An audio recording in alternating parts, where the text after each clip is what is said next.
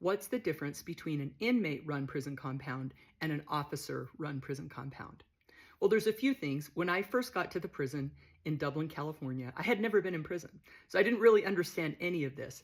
But they assigned me a job in the kitchen. And when I got to the kitchen, the officers there would talk like inmates. So one of the officers started screaming and yelling, and the inmate who was standing next to me on the serving line said, "You need to tell her to F off," which I wasn't willing to do. And she goes, "Yeah, she yells at you, you yell at her." Well, that's not something that I had done before I went to prison, so I went and found a job in education, and I wasn't treated that way in education. But at the Dublin prison, a lot of the officers acted like inmates, and the inmates ended up having a lot of power there. So I'll give you an example. There were a group of women that were mad that my counselor gave me a room that I asked for. I put in the paperwork and he assigned me to a room.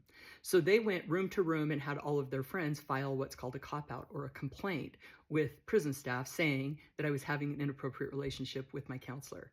And I ended up going to the SHU and lost my room, right?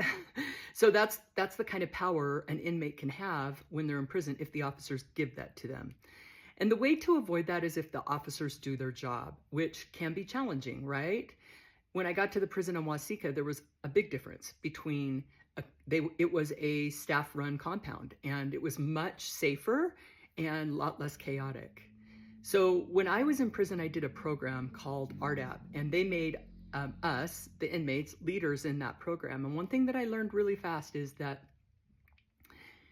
you really find out the character of a person when they have power. As a leader in that program, we had the power to call each other out, we could use it in a good way or a bad way. And I think that's the same for people out here or in prison, but especially with people in prison.